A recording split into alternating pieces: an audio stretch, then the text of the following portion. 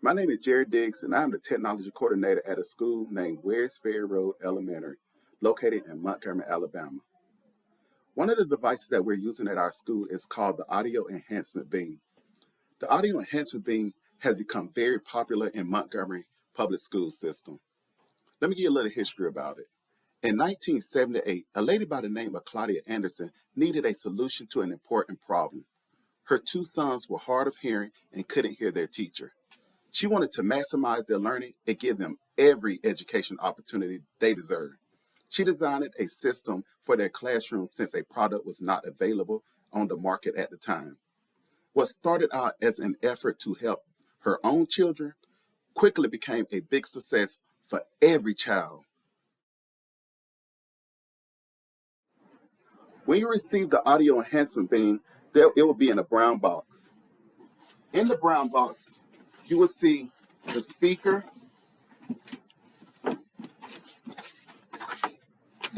here, the stand that the speaker goes on, as well as another box.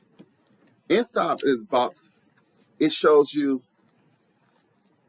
the directions at the top on how to install the microphone to the speaker, as well as a microphone that you're able to walk around in the classroom and communicate with the kids. If you don't want to hold the microphone, you will also have another part of the microphone that is easy for you to just put around your neck. And it also on the back has a part that you're able to bring it closer to you so the kids will be able to hear you through the microphone. So you also will receive the chargers. There are two chargers in here, one that goes to each microphone. Whenever you take the speaker out of the box and you want to set it up and install it,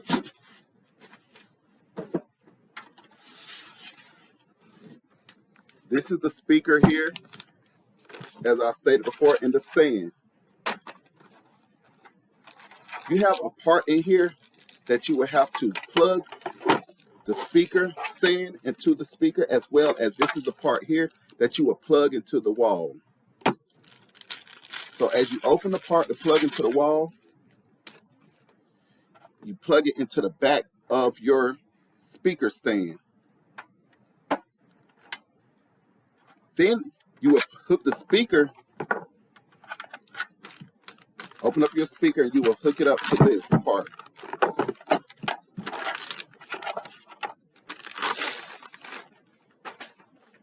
On the back of the speaker, you have the part that you will plug the stand into the speaker.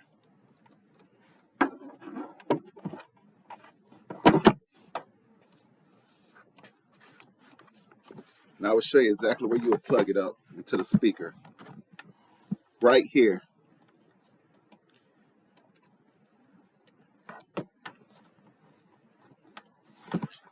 You will go and plug it into the wall.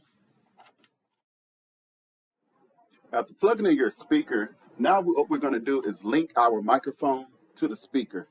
So on top of the speaker, there is a button on the top based on the directions that it's showing us where you would hook, and it states press the link microphone.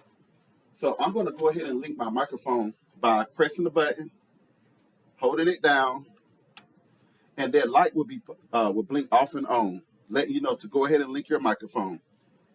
It also tells me to link my microphone. I will press and hold the power and the record on microphone button.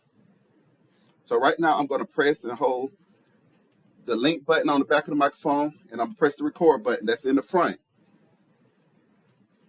All right, it's when it stopped blinking, that lets you know, and it is solid green, that the microphone has been installed. So let's see if it works. Testing 1, 2, 3. All right, now we have linked this one. Now I'm going to do the same thing for the part that you're able to carry around and wear close to your chest, so the students will be able to hear you a lot clearer. So I'm going to press the same thing on the microphone. I'm going to press the record button as well as the power button. Let me link that as well by pressing the button again up here.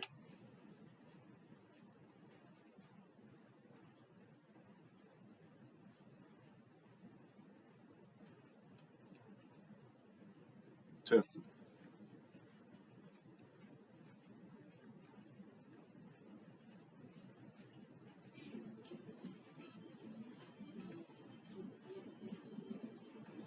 Testing 1, 2. Let's see if this one will come on, because that one doesn't have the light working on it. Testing 1, 2. All right, now, this one here is linked as well now.